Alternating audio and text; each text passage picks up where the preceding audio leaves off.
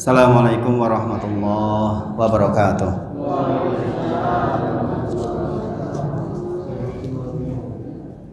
Alhamdulillahi haqqa hamdi nahmaduhu wa nasta'inuhu wa nastaghfiruh wa na'udzu billahi min syururi anfusina wa min sayyiati a'malina may yahdihillahu fala mudilla lahu wa may yudlilhu fala hadiyalah. Asyhadu alla ilaha illallah wa asyhadu anna Muhammadan abduhu wa rasuluh. Allahumma sholli ala sayyidina Muhammad wa ala ali sayyidina Muhammad. Ya ayyuhalladzina amanu taqullaha haqqa tuqatih wa la tamutunna illa wa antum muslimun. Subhanaka la ilma lana illa ma 'allamtana innaka antal alimul hakim. Rabbi shrah li sadri wa yassir li amri wahlul 'uqdatam min lisani yafqahu qawli. Bersyukur kita kepada Allah Subhanahu wa taala yang telah memberikan nikmat kathah sangat insyaallah nggih. Khususnya nikmat iman, nikmat Islam, nikmat ihsan insyaallah, nikmat sehat yang sekarang terasa sangat mahal nggih. Saya berkeliling di beberapa masjid, banyak yang jamaahnya berkurang karena sakit, khususnya 3 minggu yang lalu. Sekarang alhamdulillah sudah mulai kembali insyaallah. Dan kita bermohon kepada Allah agar setiap nikmat yang Allah titipkan kepada kita menjadi wasilah agar kita semakin bertakwa kepada Allah Subhanahu wa taala. Sholawat salam kita sampaikan kepada junjungan kita Nabi besar Muhammad sallallahu alaihi wasallam. Kita bermohon kepada Allah mudah-mudahan lisan kita termasuk yang banyak mengucapkan sholawat, yang dengan itu insya Allah kita menjadi orang yang beruntung di yaumil akhir kelak. Allahumma amin. Bapak Ibu sedaya memanfaatkan waktu nggih, insyaallah ini yang terakhir sebelum Ramadan nggih. Tadi sudah diumumkan Ramadan insyaallah libur dulu. Mudah-mudahan kajian malam hari ini bisa menjadi sangu untuk Ramadan insyaallah. Di beberapa masjid kajiannya dirubah menjadi tarhib Ramadan nggih. Tapi di sini insyaallah kita tetap melaksanakan usul salasah, mudah-mudahan bisa menjadi bekal. Karena untuk tarhib biasanya sudah ada kajian tersendiri yang insya Allah bisa menjadi bekal di sepanjang bulan Ramadan insya Allah ta'ala. Di pertemuan yang lalu insya Allah kita sudah membahas di halaman ke-59 tentang al-aslul awwalu, yaitu pokok yang pertama menika ma'rifatur rabbi, menika pokok yang pertama mengenal Allah Subhanahu wa taala. Kita ingat nggih di awal pembelajaran riyin bahwa al-usul ats-tsalasah membahas 3 landasan pokok yang setiap muslim wajib mengetahuinya. Nggih. Thalabul ilmi kata Imam Ahmad rahimahullah taala menjadi afdol amal ketika shohat niyatuhu, benar niatnya. Ditanya Imam Ahmad, apa niatnya yang benar ya Imam Ahmad? Yaitu agar kita tawadu dan menghilangkan kejahilan dari diri kita. Jadi kalau dengan niat datang ke sini dalam rangka untuk biar kita menjadi orang yang tawadu dan kita terhilangkan dari kebodohan. Imam Syafi'i rahimahullah taala menyampaikan, sungguh perih orang yang tidak mau berperih-perih belajar karena dia akan perih di dalam kebodohan. Maka mudah-mudahan setiap kita yang datang malam hari ini Allah izinkan di hatinya punya niat yang tulus baik sehingga menjadi afdol amal. Kemudian kita juga tahu di awal pembelajaran dulu nggih bahwa man romal ilma jumlatan, sing sinten kemawon pengin angsal ilmu jumlatan sekaligus, maka akan pergi sekaligus pula. Maka kita diajarkan oleh Allah untuk menjadi rabbaniyin. Nggih menika tiyang ingkang belajarnya bertahap. Saking ingkang alit-alit bertahap ngantos kitab-kitab ingkang ageng. Nggih, saya dulu di Mahat masih ingat di semester pertama mempelajari kitab usul salasah untuk kitab akidahnya. Nanti di semester 2 belajar tentang al-qawaidul arba, lanjutan dari kitab usul salasah. Di semester 3 tentang kitab tauhid, ada 62 bab di situ detail sekali tentang tauhid. Di semester 1 belajar tentang fikihnya, fikih yang paling ringan, fikih muyasar, fikihnya Imam Syafi'i rahimahullah taala. Kemudian belajar usul fikih di semester berikutnya, terus begitu. Jadi bertahap. Kemudian hadisnya pertama belajar kitab hadis Arba'in yang 42. Setiap muslim sebaiknya mengerti hadis itu. Nek kaum muslimin sampai nggak ngerti hadis yang 42 itu kebangetan. Minimal pernah dengar. Maka di antara kajian-kajian yang saya pandu seputar itu. Baru kemudian nanti meningkat ke kitab Umdatul Ahkam yang ada sekitar 400 hadis, baru ke Bulughul Maram yang ribuan hadis. Jadi sekali lagi kita niat belajar bertahap. Mudah-mudahan Allah bimbing kita, sayangi kita dapat ilmu di atasnya. Yang sabar nih Pak Ibu belajarnya, insya Allah. Karena butuh istiqomah, butuh waktu, butuh istiqomah.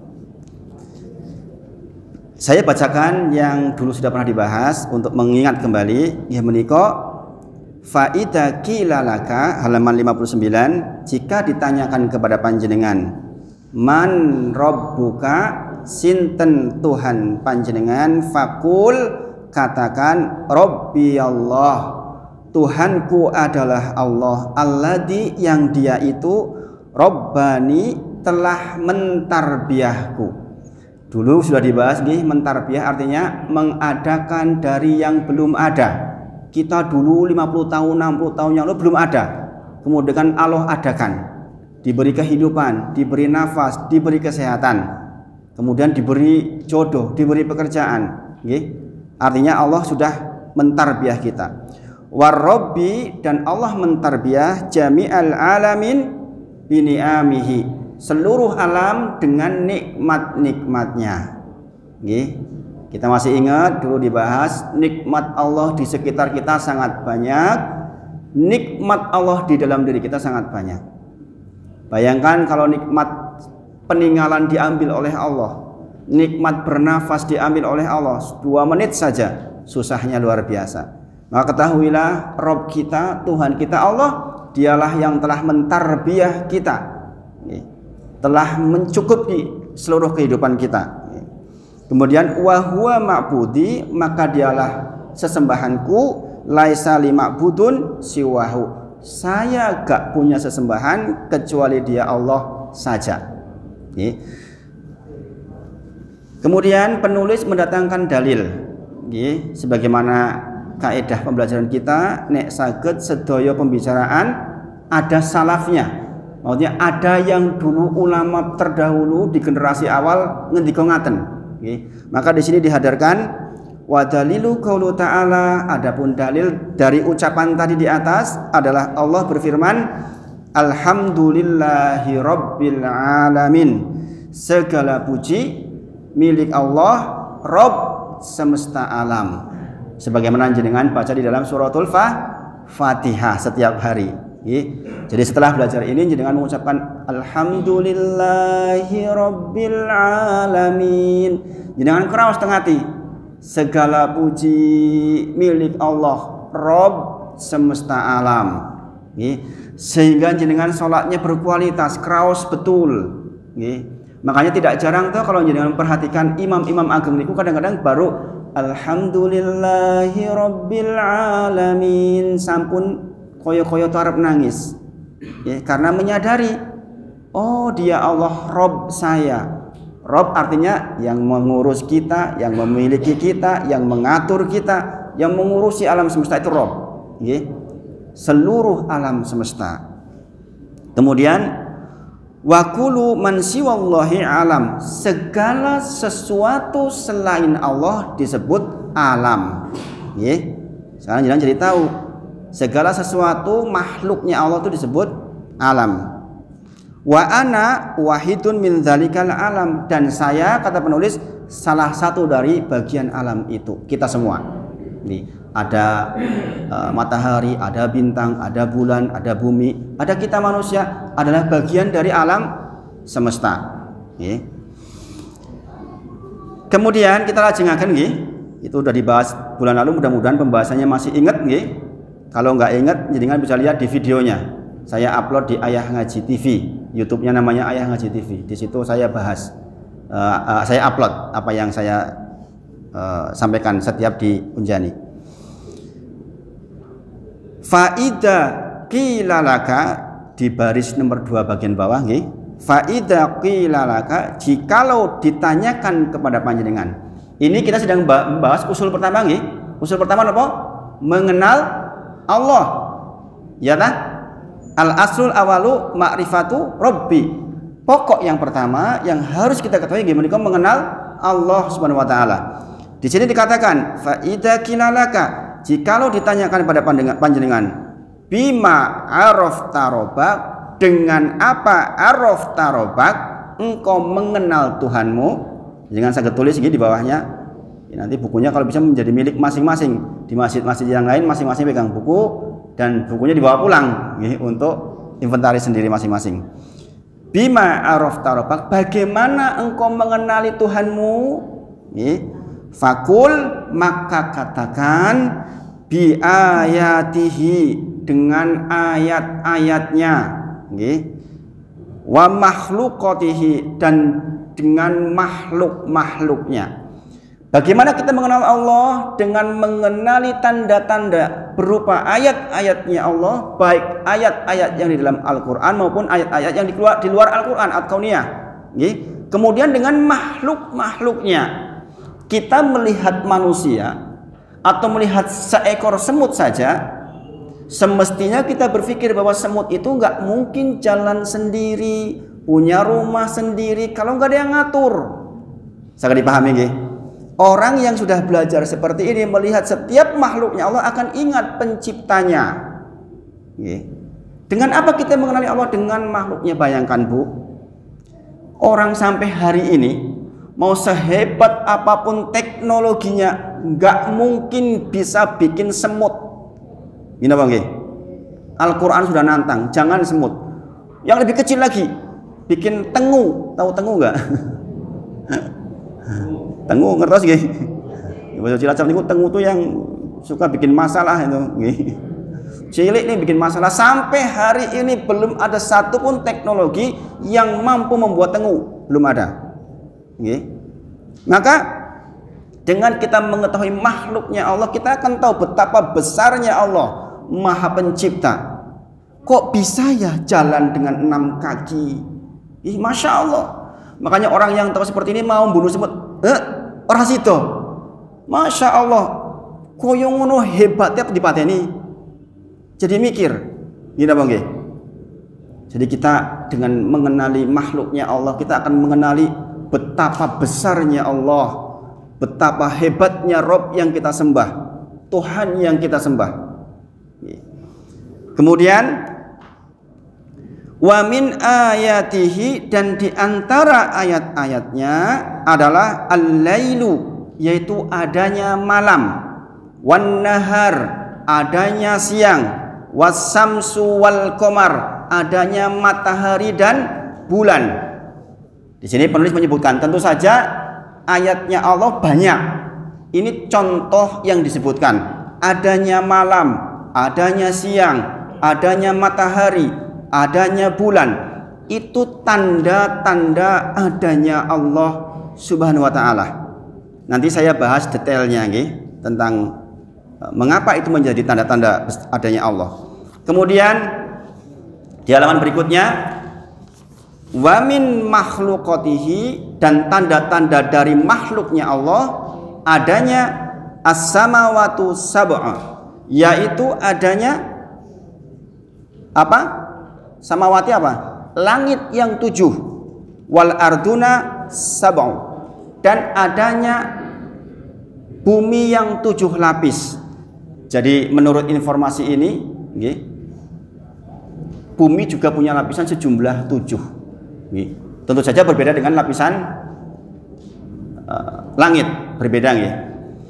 Kemudian wa man fihinna wa ma bainahuma, dan apa-apa yang ada di atas bumi itu dan apa-apa yang di antara langit dan bumi.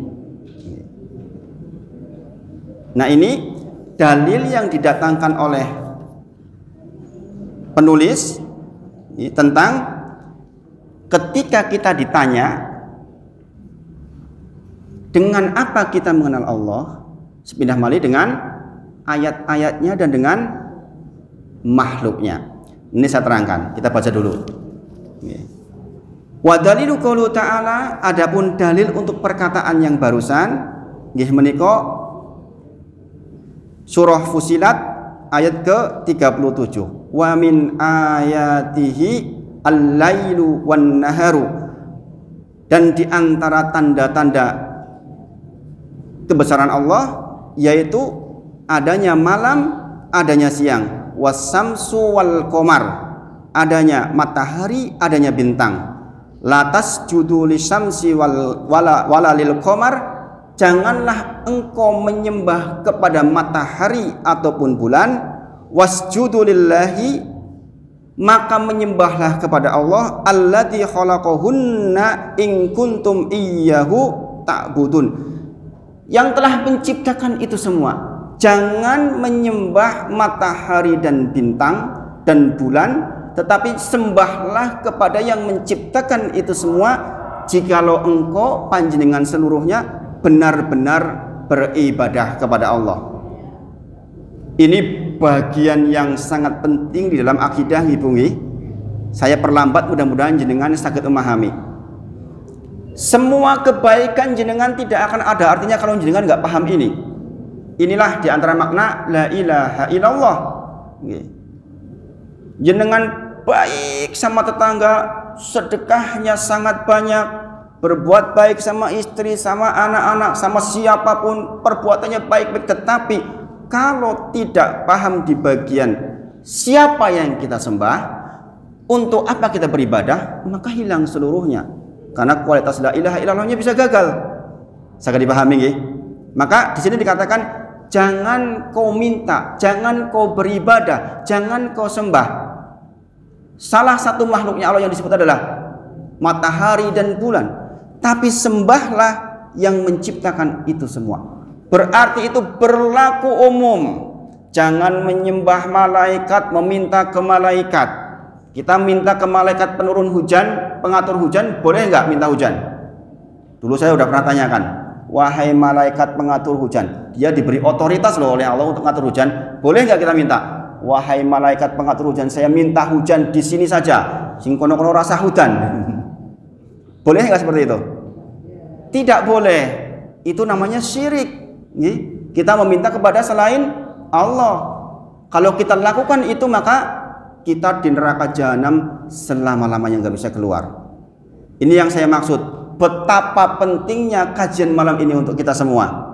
Karena kalau kita tidak paham di bagian ini, seluruh kebaikan kita bisa hilang. Haji kita hilang, sholat kita hilang, gara-gara kita syirik kepada Allah Subhanahu wa ta'ala. Berarti meminta kepada Nabi Muhammad boleh enggak? Tidak boleh. Meminta kepada malaikat Jibril? Tidak boleh. Kita meminta hanya kepada Allah saja. Maka nanti di kitab ini akan disebutkan beberapa jenis ibadah. Yang ibadah itu hanya diberikan kepada Allah saja, tidak kepada selainnya. Dan ini kebanyakan masyarakat belum paham. Kalau yang belum ngaji. Ini nanti setelah bab ini insya Allah kita akan bahas itu. Tadi dibacakan surat apa? Fusilat ayat ke-37. Wa qalu ta'ala, juga firman Allah dalilnya, inna rabbakumullahu alladzi, inna sesungguhnya Rabb kalian Allah, alladzi dia yang khalaqas samawati wal ard, telah menciptakan langit dan bumi, fi sittati ayamin summastawa alal ars, di dalam 6 masa. Ini pembahasan ini tentu saja di tafsir nanti kita bahas di lain waktu insyaallah. Kemudian yuksil lailan nahara yatslubuhu hasisa wa samsa wal qamara wan nujuma musakhkharatin bil amri. Ini tentang malam datang mengikuti siang, terus begitu bergantian dan tidak saling tumpuk. Malam tidak akan numpuki siang. Begitu datang waktunya pagi, ya sudah, malam hilang. Demikian juga datang sore, siang hilang, datang malam. Bayangkan Allah mengatur itu semua, masya Allah. Pernah nggak ketuker itu? Kan nggak ketuker, kecuali karo gerhana. Itu pun sudah ada penanggalannya gerhana. Kita tahu, oh besok tanggal sekian ada gerhana bulan, ada gerhana matahari. Berarti apa? Matahari, bulan, bintang, langit, bumi itu dikehendaki oleh Allah, nggak ngatur sendiri. Saya dipahami nggih? Ada zat yang mengatur itu semua. Ora gelem-geleme dhewe. Ora tiba-tiba kemudian matahari ngejar bulan, bulan ditabrak, kan nggak bisa seperti itu. Semuanya tunduk patuh kepada Allah saja. Ini saya terangkan detailnya insya Allah. Kemudian Allahu khalqu wal amr, ketahuilah hanya milik Allah penciptaan dan perintah-perintah. Segala macam aturan itu hanya milik Allah, nggak akan keluar dari aturan Allah Subhanahu wa Ta'ala. Matahari nggak bisa jalan sendiri, sesuai aturan Allah saja dia berjalan. Okay. Maka kita bisa melihat tanggalan itu karena apa? Karena itu teratur. Coba kalau nggak ada yang mengatur, okay. Jadi kan nggak akan tahu, oh bulan April kapan toh, Ramadan kapan toh. Itu karena ada zat yang mengatur putaran-putarannya, sehingga semua itu berjalan teratur. Bayangkan Bu, kalau kita sadar ini, kita lihat langit saja kita sadar, pengen sholat insya Allah. Kita lihat bumi dan di sekitar kita zikrullah, kita ingat Allah. Saking maha besarnya Allah, saking maha penciptanya Allah.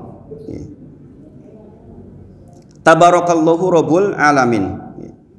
Nah ini dua dalil yang dihadirkan oleh penulis terkait dengan apa kita mengenal Allah.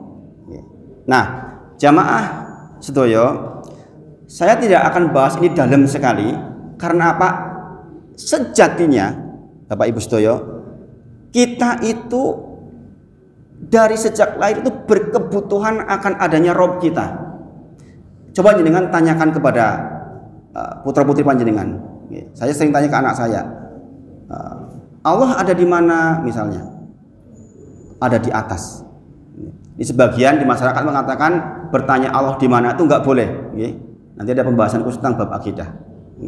Tapi anak-anak secara fitrah, oh ada zat di atas yang mengatur kita semua, yang mengatur seluruh umat manusia.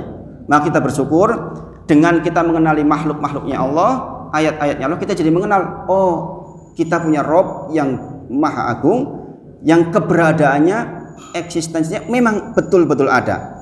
Di antara bukti yang paling gampang, doa-doanya jenengan dikabulkan. Ini sudah sampaikan pada pertemuan sebelumnya. Pernah nggak jenengan merasakan jenengan berdoa kemudian dikabul? Pernah nggih? Pernah nggak? Sering mungkin. Nek urung dikabul pisan ki terus aja komplain. Ora dikabul-kabul, padahal sing dikabul akeh banget. Nggih. Saya sedikit cerita tentang kisah anak saya ketika saya diuji di anak kelima. Saya dulu pernah sedikit singgung nggih. Anak saya yang kelima itu masuk rumah sakit di Sarjito tuh 16 hari koma. Nggih. Nggak bergerak sama sekali. Nggih. Jadi dari rumah sakit Gamping sini PKU dirujuk ke Sarjito dalam kondisi sudah koma. Nggih. Apa yang saya lakukan waktu itu? Ad-du'a usilahul mu'min. Doa itu senjatanya orang mukmin. Pada masa itu saya melaksanakan sholat sunnah itu sehari mungkin lebih dari 300 rakaat. Kemudian saya disentuh, ditanya, Pak, nanti maghrib tolong imami nggih. Setelah saya ngobrol-ngobrol setelah sholat itu, saya memperhatikan jenengan beberapa hari ini kok jenengan sujud terus. Sedang kena apa, Pak? Saya katakan anak saya masuk ruang NICU dalam kondisi koma sudah 15 hari nggak bergerak. Ketika keluar dari rumah sakit ini dikatakan angka harapan hidupnya nggak lebih dari 5%. Tapi saya tanya, dok, tapi masih hidup kan dok? Masih. Jadi masih bisa diusahakan, diusahakan. Tapi saya disentuh sama perawatnya, harapannya kecil Pak. Jadi biar saya sadar maksudnya. Ya, alhamdulillah. Atas berkat rahmat Allah, hari ke-16 bergerak salah satu jarinya. Diikuti gerakan jari yang lain dan alhamdulillah hari ini sudah 4 tahun anaknya. Itu bukti bahwa didengar doa-doa kita. Saya mungkin diuji seperti itu biar saya menyampaikan seperti ini tegas bahwa iya memang benar ada. Allah itu ada. keberadaannya sangat-sangat nyata. Dan hari ini anak ini yang dulu ketika keluar rumah sakit dibekali oleh dokter dikatakan, Pak, kalaupun sembuh mungkin akan telat kecerdasannya. Jadi jenengan harus siap-siap karena udah kejang 2 kali, biasanya susah untuk mendapatkan kecerdasan yang baik. Yang terjadi, Masya Allah, saya mohon doanya dengan mudah-mudahan tetap dijaga. Sebaliknya, belajar, kalau anak saya belajarnya kemudian kiroati ya, ada umi, ada kiroati, ada ikrongi. Anak saya belajarnya pakai kiroati, yang teman-temannya tempuh dalam 2 tahun sampai jilid ke 5B juz 27 nih, biasanya sekitar 2 tahunan, itu hanya 6 bulan. Dan sekarang sudah bisa baca Quran 4 tahun. Saya berharap mudah-mudahan sebelum 7 tahun sudah hafal Quran. Karena sekarang saya coba setiap kali saya suruh baca 1 halaman, dibaca 6 kali putar bolak-balik itu hafal dengan sendirinya. Masya Allah. Ini bukti bahwa Allah itu ada. Jadi, makanya saya tidak menerangkan dalil terlalu dalam. Intinya di bagian ini adalah sungguh sangat sering doa-doa kita dikabul oleh Allah. Maka sebagai seorang mukmin, jangan kalau punya masalah-masalah, terlebih sekarang menjelang Ramadan, ingatlah ada Allah. Ini dalilnya sangat jelas nih, ada makhluk-makhluknya Allah. Tapi sering kali kita mendapatkan hal-hal yang di luar nalar kita kalau kita berdoa kepada Allah. Jadi yakinlah bahwa Allah kita itu ada. Jamaah semuanya. Kemudian di kitab ini dikatakan warabuhu wal ma'bud, karena Allah telah menciptakan, mengurus segala sesuatu, maka dialah yang disembah. Saya dipahami nggih? Karena Allah yang menciptakan langit dan bumi, menciptakan bulan dan bintang, menciptakan seluruh kebutuhan kita, lautan, segala sesuatu, ilmu kita mengetahui semuanya itu, maka dialah Allah yang kita sembah. Gak ada peluang yang lain untuk disembah, karena yang menciptakan hanya Allah saja. Seandainya ada zat lain yang ikut-ikutan mencipta kita, maka kita sembah dia juga. Tapi kenyataannya tidak demikian. Nabi kita Nabi Muhammad yang termulia Shallallahu Alaihi Wasallam juga diciptakan oleh Allah. Sejak dari Nabi Adam juga diciptakan oleh Allah. Malaikat diciptakan oleh Allah. Maka tidak ada ruang kita untuk menyembah selain Allah. Maka di antara poin paling penting pembahasan malam hari ini adalah masalah akidah ini. Satu-satunya zat yang kita mintai, kita berdoa hanya Allah saja. Segera dipahami Pak nggih? Ini mudah-mudahan bisa jadi bekal di sepanjang bulan Ramadan. Karena bagian ini bagian yang sangat penting dalam kehidupan kita.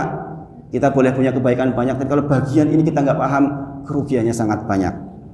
Wa dalilu qaulu ta'ala, adapun dalil bahwa dialah satu-satunya Allah zat yang disembah adalah yang saya bacakan tadi di pengimaman waktu sholat Isya, yang sudah berangkat Isya tadi. Ya ayyuhan nasu ubudu rabbakumul ladzi khalaqakum walladzina min qablikum la'allakum tattaqun. Wahai sekalian manusia, sembahlah Allah Rabb kalian, alladzi yang dia Allah itu khalaqakum, telah menciptakan kalian, waladina min qablikum, dan telah menciptakan orang tua kita, nenek kita, orang-orang sebelum kita, jauh sebelum kita. Dialah Allah yang menciptakan agar kita bertakwa kepada Allah Subhanahu wa taala.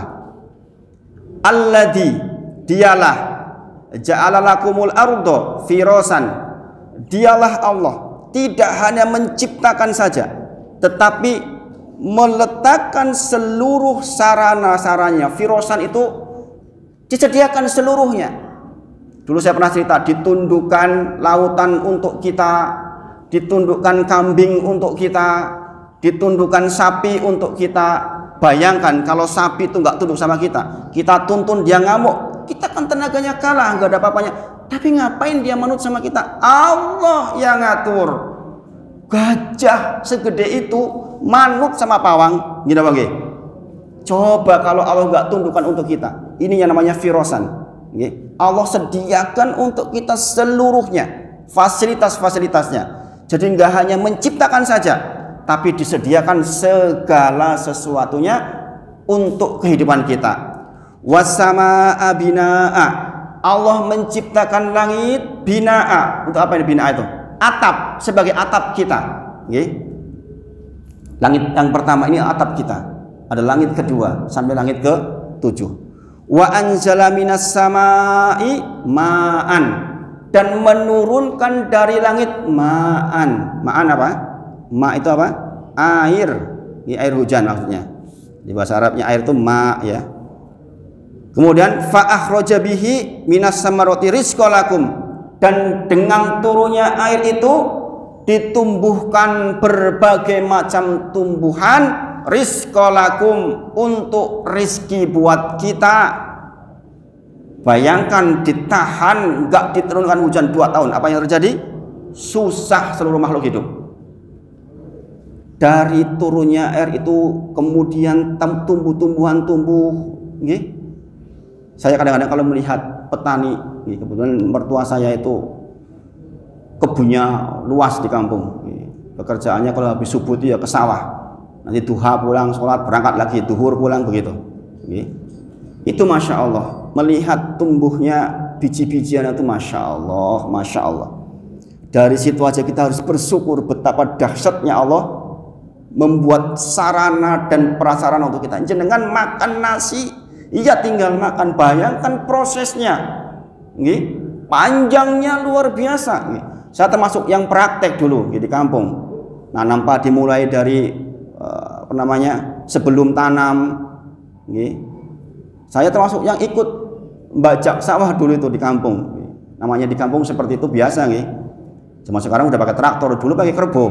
Saya masih mengalami yang lugu pakai kerbau itu. Kemudian nanam persiapannya, kemudian setelah itu diambil, kemudian macam-macam sampai kemudian jadi beras, sampai kemudian dimakan kita. Masya Allah panjangnya. Makanya Allah sangat cinta kepada orang yang bersyukur ketika dia dikasih makan, dikasih minum dia bersyukur, dikasih makan bersyukur karena tahu betul prosesnya. Inilah pentingnya belajar, Pak. Kita menjadi bersyukur kepada Allah Subhanahu wa taala. Kita enggak lihat yang jauh-jauh yang membuat kita nggak bersyukur. Ternyata di dekat kita saja banyak banget yang harus kita syukuri. Ini tadi dalilnya adalah surat Al-Baqarah ayat ke-21 dan 22.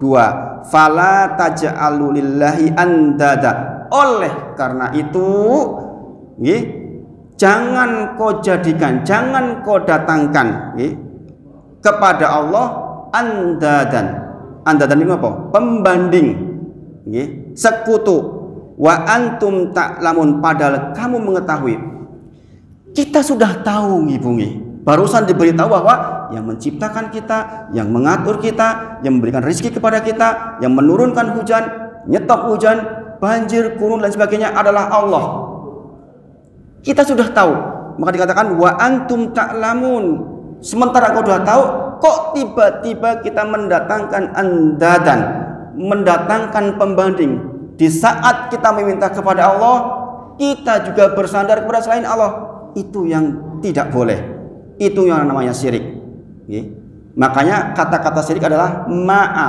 Ma'a itu bersama. Kita menyembah Allah, di waktu yang bersamaan kita meminta kepada selain Allah. Itu definisi syirik.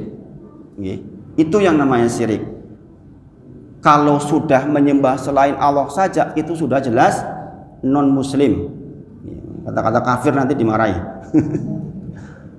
Padahal kafir itu kafaroh, kafaroh berarti tertutup dari mengakui Allah sebagai Tuhan dan Nabi Muhammad sebagai utusan. Tapi sekarang katanya kalau ngomong kafir nanti ditangkap. Ya, ini yang barusan dibacakan adalah surah Al-Baqarah ayat ke 21-22. Nanti di rumah dibaca ulang. Kemudian qala, berkata Ibnu Katsir rahimahullah taala, berkata Imam Ibnu Katsir semoga Allah merahmatinya, al-khaliqu li hadhil asya, yang menciptakan ini semua, huwal mustahiqul lil ibadah, maka dialah yang berhak untuk diibadahi. Sampai di sini saya dipahami nggih Pak, insyaallah nggih. Saya percepat karena menjelang libur supaya sampai ke bagian ini. Sebenarnya pembahasannya lebih dalam lagi, saya percepat untuk sampai ke bagian ini, yaitu di bagian bawahnya persis yang barusan kita baca. Wa anwa'ul ibadah allati amarallahu biha, jenis-jenis ibadah yang Allah perintahkan itu kepada kita. Bapak Ibu semuanya, ini bagian penting untuk sangu jenengan puasa insya Allah. Banyak di antara kita merasa tidak berbuat syirik bukan karena dia sengaja-sengaja syirik, tapi karena ketidaktahuan. Maka mengetahui model-model ibadah ini sangat penting, karena kalau itu terkategorikan ibadah hanya boleh diberikan kepada Allah saja. Mudah-mudahan kata-kata saya sangat dipahami ini. Ini bagian penting ya. Mudah-mudahan saya bisa menyederhanakan karena bahasanya memang seperti ini. Kita hidup harus mengenali jenis-jenis ibadah. Karena kalau dikatakan ibadah berarti itu hanya boleh untuk Allah saja. Sangat dipahami? Saya dipahami. Sholat contohnya, boleh nggak kita sholat untuk beribadah kepada selain Allah? Tidak boleh ya? Tidak boleh. Kalau sholat semua orang tahu itu ibadah insya Allah. Tetapi ada beberapa ibadah yang kadang-kadang belum sepenuhnya kita paham. Di sini dikatakan, misalnya al-Islam wal iman wal ihsan. Khusus tentang Islam, iman, ihsan nanti kita akan bahas di pokok yang kedua. Jadi tidak akan bahas sekarang. Wa minhu du'a, dan di antara ibadah adalah doa. Pertama, nanti kita akan sebutkan 15.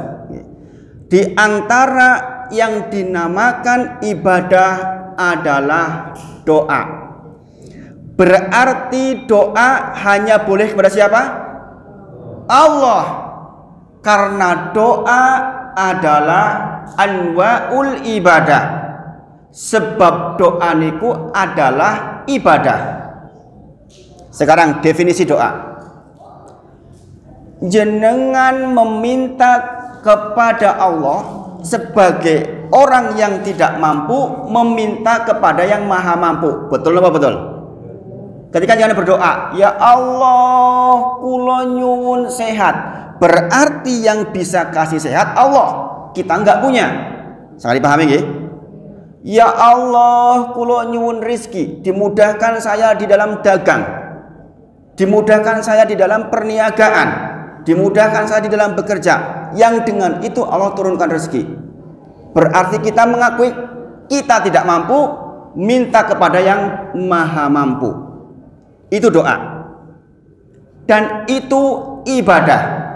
Sekarang jenengan minta kepada Allah, ya Allah, kula nyuwun supados usaha kula lancar. Kemudian di waktu yang bersamaan jenengan mendatangi tempat keramat, meminta kepada penghuninya untuk dimudahkan dalam usaha. Itu boleh apa tidak? Tidak boleh, karena meminta doa adalah ibadah, yang kalau ibadah itu hanya diberikan kepada Allah saja, sebagaimana sudah dibahas sebelumnya tadi. Karena Dia yang menciptakan kita, mengatur segala sesuatu, maka kita mintanya hanya kepada Allah. Maka berdoa hanya diizinkan kepada Allah saja. Nah ini hati-hati. Ada kebiasaan di masyarakat kita untuk ziarah kubur. Itu baik, sunnah. Ziarah kubur itu sunnah Rasulullah. Sangat baik, berpahala. Disarankan oleh Rasulullah. Jadi jangan salah pengertian saya menyampaikan ini dikira nanti melarang ziarah kubur. Ziarah kubur itu sunnah, tetapi harus syar'iyah. Kita ke sana di dalam rangka apa kita ziarah kubur? Dua tujuannya. Mendoakan penghuni kubur, mengingatkan kita akan kematian. Itu ziarah kubur. Tapi kalau kemudian kita ziarah ke tempat mbah kita yang soleh misalnya, mbah kulo badhe hajatan, saya minta ya mbah dengan posisimu dulu yang soleh, tolong mintakan kepada Allah agar saya dimudahkan urusan-urusan hajat saya. Boleh atau tidak? Itu yang namanya syirik. Jadi syirik itu adalah kita meminta kepada Allah kemudian mendatangkan andadan. Ayatnya tadi Al-Baqarah 2122, jangan datangkan nidan, andadan, pembanding kepada Allah di waktu kita meminta kepada Allah. Sangat dipahami nggih? Ini bagian penting, Pak. Maka saya katakan begitu banyak orang yang merasa tidak berbuat syirik sementara dia sesungguhnya terjebak di dalam kesyirikan. Ingat, Pak, dosa syirik itu dosa yang tidak diampuni oleh Allah. Nggih? Kita meninggal berzina mungkin diampuni oleh Allah. Kita sedang punya urusan dengan tetangga mungkin masih bertengkar, kita meninggal mungkin diampuni oleh Allah. Tapi tidak dengan syirik. Maka saya katakan malam hari ini saya perlambat harapannya dengan paham betul dengan bagian ini. Karena bagian ini bagian terpenting di dalam akidah kita. Kita keliru di sini bermasalah seluruh agama kita. Jadi di antara bentuk ibadah adalah doa. Penulis menyampaikan di dalam syarahnya, jadi di kitabnya nggak ada, ini syarahnya berarti penjelasnya di dalam surah Jin ayat ke-18 bahwa di antara dalil bahwa doa itu hanya untuk Allah saja adalah wa anal masajida lillahi fala tad'u ma'allahi ahadan.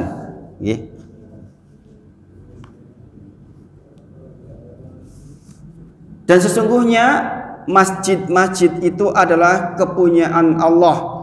Para ulama menyebutkan maksud masjid di sini adalah masjid ini yang tempat kita sujud. Dan tafsir yang lain maksudnya masjid adalah 7 anggota sujud kita. Itu masjid. Itu tidak boleh diletakkan di situ untuk menyembah Allah di waktu yang bersamaan, menyembah kepada selain Allah. 7 anggota sujud kita hanya diserahkan untuk menyembah Allah saja, tidak selainnya. Maka jangan sekali-kali kita sujud kepada selain Allah. Jangan kita berdoa di dalam masjid, di dalam masjid pula kita meminta kepada selain Allah. Ketahuilah Pak Bu, hari ini itu yang meyakini Allah sebagai Rabb itu hanya sekitar 1/8 penduduk bumi. Hari ini sekitar 8 sampai 9 miliar penduduk bumi. Sing agumune Islam nembe sekitar 1 miliar sampai 1,5 miliar. Berarti selain itu menyembah siapa? Selain Allah. Bayangkan betapa beruntungnya kita sebagai seorang muslim. Karena di luar sana begitu banyak orang-orang yang menyembah selain Allah. Bahkan yang sudah muslim pun banyak yang tidak sadar sedang meminta kepada selain Allah. Doa di dalam bahasa Arab adalah ketika kita mengucapkan ya wali fulan tolong saya. Itu sudah doa itu namanya. Ada orang soleh sudah meninggal. Wahai wali fulan tolong saya, bantu saya. Ya itu yang namanya doa dalam bahasa Arab. Boleh kita mengucapkan seperti itu kepada wali? Walaupun walinya sangat hebat, tidak boleh. Dulu di awal dikatakan la malakun muqarrabun wala nabiyun mursalun. Ditutup sama Allah. Tidak kita meminta kepada malaikat yang didekatkan, yaitu malaikat Jibril, malaikat paling canggih. Demikian juga kepada nabi-nabi yang diutus. Nek minta kepada nabi, minta kepada malaikat terbaik saja enggak boleh. Apalagi yang di bawah itu. Sangat dipahami di sini nggih. Dan di antara berdoa kepada selain Allah adalah tolong saya, dalam bahasa Arabnya Pak, agisni, tolong saya wahai wali fulan dengan kesolehanmu dulu ketika hidup, tolong saya, bantu saya. Itu doa namanya. Dan kalau kita lakukan itu, kita sedang melakukan kesyirikan. Na'udzubillah min dzalik. Sangat dipahami sampai di sini? Sangat nggih. Inilah kita pentingnya belajar akidah. Maka saya perlambat, mudah-mudahan menjadi pembelajaran. Saya sampai kemeringat Bu kalau belajar tentang ini. Karena ini bagian penting.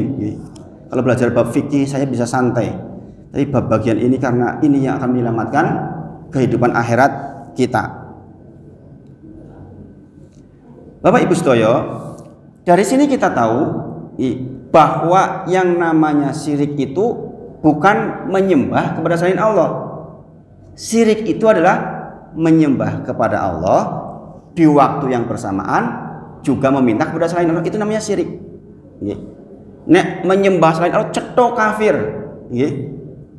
Sangat dipahami nggih? Jangan sampai jenengan saya nggak berbuat syirik kok. Kayak bapak saya dulu nggih, rahimahullah taala, semoga Allah merahmatinya. Dulu saya sering diajak ke kuburan. Ke kuburan mbah-mbah. Saya diajak tidur di sana. Saya tanya kepada bapak, "Pak, kok dijak rene ngopo to?" "Ya bapak ki ora nyembah lelembut." "Bapakmu gendeng kok nyembah lelembut." "Iki mung wasilah ben bapak cerak karo Gusti Allah." Justru itu. Kita sedang meminta kepada Allah di waktu yang bersamaan, meminta tolong kepada selain Allah. Ketahuilah Pak Bu, zamannya Rasulullah dulu kaum musyrikin itu juga seperti itu. Di dalam surah Al-Ankabut ayat ke-65, saya bacakan artinya nggih. Maka apabila mereka di tengah-tengah lautan, ini kaum musyrikin dulu nggih, kemudian terjadi ombak besar, maka dia minta keselamatan ke Allah mukhlison min qalbi. Dia murni, ya Allah tolong ya Allah, tolong ya Allah. Begitu sampai ke darat, kembali lagi minta ke Lat dan Uz. Kadang-kadang kita seperti itu. Giliran butuh kalau butuh, ya Allah tolong, ya Allah tolong. Makanya dikatakan tidak ada orang yang tidak percaya kepada Tuhan ketika terdesak. Coba jangan perhatikan video orang kecelakaan, Allahu Akbar, astagfirullah, astagfirullah. Gimana? Gunung meletus yang terekam mesti astagfirullah, subhanallah, subhanallah. Gini Bang, orang yang nggak percaya Tuhan saja pada waktu itu dia ingat Tuhan. Dan ini sudah disebutkan oleh Allah di dalam Quran surat Al-Ankabut ayat ke-65. Jadi dengan saya tulis untuk tambahan di rumah nanti dibuka surah Al-Ankabut ayat ke-65. Demikian juga Abu Jahal. Ketika perang Badar, apa doanya Abu Jahal? Kita tahu Abu Jahal mati kafir Tapi ketika perang Badar apa doanya? Allahumma ayyuna, kata Abu Jahal, ya Allah, siapa di antara kami, Allahumma ayyuna, siapa di antara kami, saya atau Muhammad, karena aqta'a rahim, yang memutuskan tali silaturahmi. Dulu Islam pertama datang kan dianggap memutus silaturahmi. Karena begitu masuk Islam, maka sudah terjadi perbedaan antara yang belum masuk dan yang sudah masuk. Maka Abu Jahal mengatakan, ya Allah, siapa, saya atau Muhammad yang memutus tali silaturahmi. Maka hari ini tolong putuskan siapa yang dibinasakan di antara kami. Ini dalam perang Badar. Ini doanya Abu Jahal. Doa kepada siapa? Kepada Allah. Abu Jahal itu berdoa kepada Allah. Tapi di waktu yang bersamaan Abu Jahal juga minta kepada selain Allah. Itu yang namanya syirik. Jadi kepindah malih, syirik adalah kita meminta kepada Allah di waktu yang bersamaan kita meminta kepada selain Allah. Jadi hati-hati sekali. Dan di antara yang menjadi bagian ibadah adalah doa. Dan doa adalah urusan terbesar di dalam persoalan ibadah. Tidak ada syirik yang lebih besar daripada berdoa kepada selain Allah. jenengan menyembelih nggih dabah, berkorban diserahkan ke jin, itu juga syirik, tapi masih kalah besar syiriknya dengan meminta kepada selain Allah. Maka pada bagian ini mohon kepada Allah, kita berdoa, Robbi wajnubni wabaniya anna'budal asnam. Itu doanya siapa? Doanya Nabi Ibrahim alaihissalam. Tolong dihafal. Robbi ya Allah wajnubni, hindarkan aku, wabaniya, dan seluruh keturunanku, anna'budal asnam, kepada penyembahan kepada selain Engkau. Robbi wajnubni wabaniya anna'budal asnam. Ini doa untuk menyelamatkan keluarga kita, anak-anak kita, cucu cicit kita. Sungguh sedih orang meninggal, anak keturunannya ternyata menyembah selain Allah. Boro-boro mendoakan penduduk kubur, mendoakan diri sendiri saja tidak. Ini yang berdoa Ibrahim alaihissalam, yang stok tauhidnya itu banyak banget. Koyo-koyo wong sugih banget berdoa, ya Allah tolong supaya saya punya rezeki banyak, jangan sampai saya kehabisan uang, padahal DM pun sugih banyak, sugih banget. Nah niki Ibrahim ini kuat niku.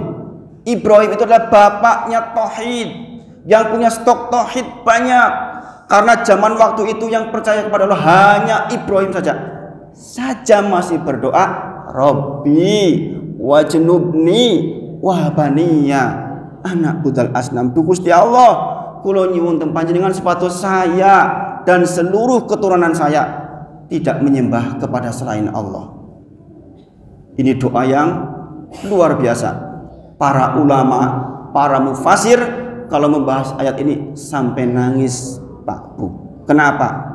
Bayangkan yang berdoa seperti ini Ibrahim. Nek sing berdoa kaya ngene Abu Jahal mbok menawa ora apa-apa.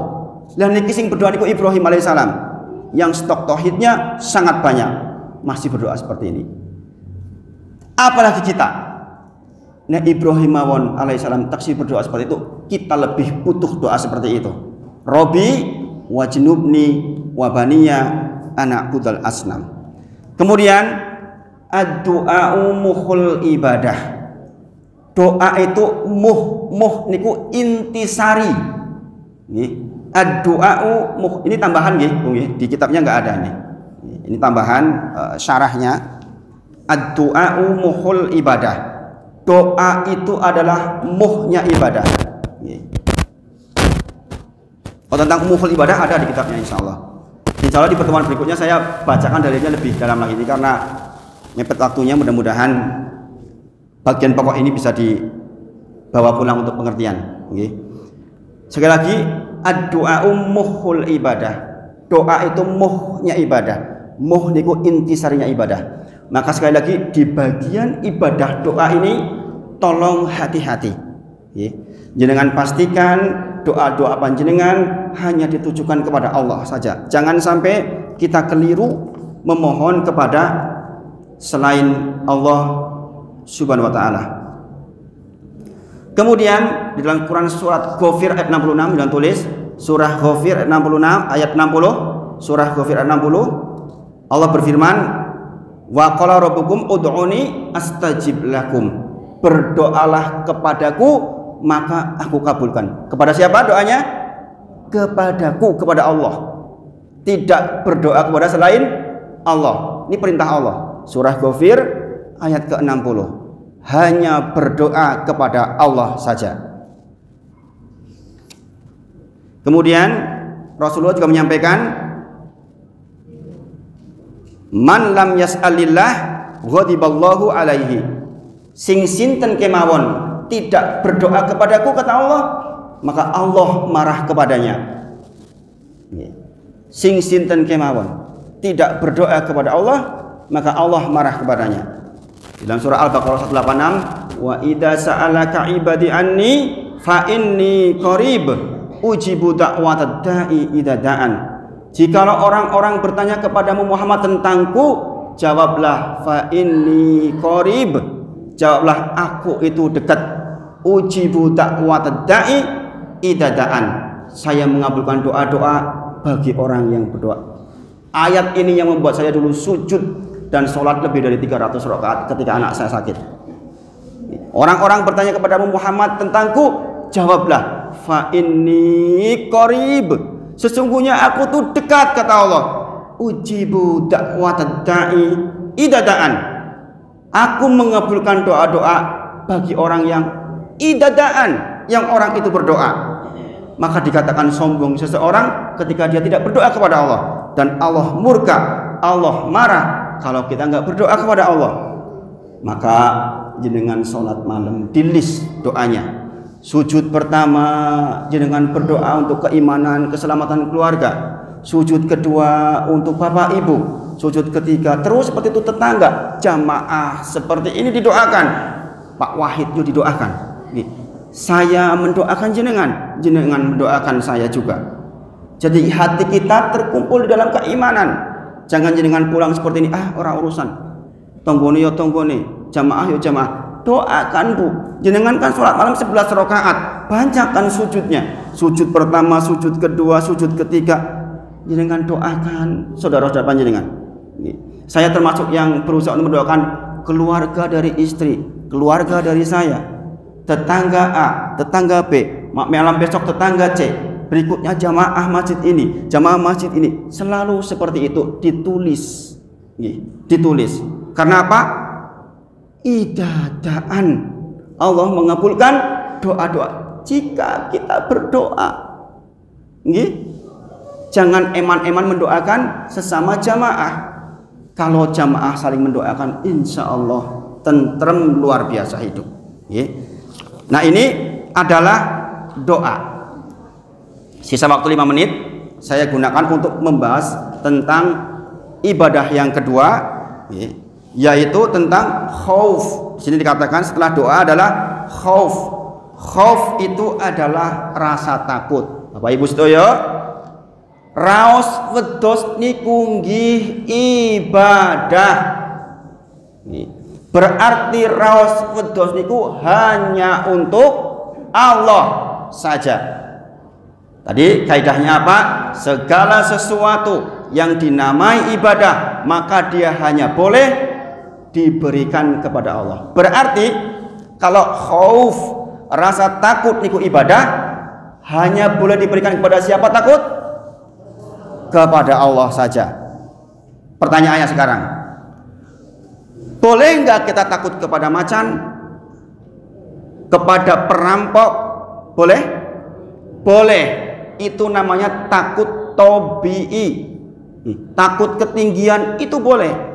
Yang dimaksud khauf adalah takut dengan pengagungan. Contoh, nek saya nggak masang sajen di sini, maka saya akan sial. Jenengan takut itu yang namanya takut syirik. Saya dipahami ya? Ada takut tabi'i, takut yang dibolehkan, diizinkan. Ada takut yang khauf, yaitu takut dengan pengagungan. Dengan lewat sebuah jembatan, din. Lah ngopo Pak kok dem-dem? Lah jarine ning kene iki ana lembute nek ora tak tini engko malah ku jungkel, kewalik-walik mobile. Itu yang namanya al-khauf yang enggak dibolehkan. Ketakutan yang seperti itu hanya untuk Allah saja. Saya dipahami nggih? Sebelum ngaji seperti ini saya yakin Pak Bu, jenengan banyak yang belum paham seperti ini tentang jenis-jenis ibadah. Di dalam kitab ini disebutkan 15. Ada al-khauf, ada at-tawakkul, termasuk di dalamnya adalah tawakal. Bertawakal hanya kepada Allah saja. Kita tidak boleh bertawakal kepada selain Allah.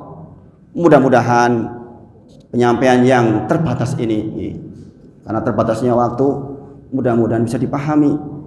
Malam ini agak sangat serius karena memang bagian yang dipelajari memang sangat-sangat serius. Mungkin mbah sami paham. Kalau nggak paham, penting pun nangsal pahalanya. Saya tidak berharap dengan langsung paham, karena saya dulu ketika belajar ini juga diulang-ulang sampai betul-betul paham. Dalilnya juga belum saya sebutkan semua. Dalil tentang doa banyak, dalil tentang khauf banyak. Ini di dalam kitabnya disebutkan. Insya Allah kalau Allah izinkan lagi kita bisa bertemu di masa yang akan datang. Mudah-mudahan bisa dilanjutkan kajian seperti ini dan Allah izinkan kita mendapatkan ilmu yang baik, diberikan taufik untuk bisa melaksanakan dan mengantarkan kita kepada surganya Allah Subhanahu wa taala. Saya kira untuk malam ini cukup sekian. Mohon maaf jika ada hal-hal yang kurang pas di hati. Wa akhiru da'wana alhamdulillahirabbil alamin. Assalamualaikum warahmatullahi wabarakatuh.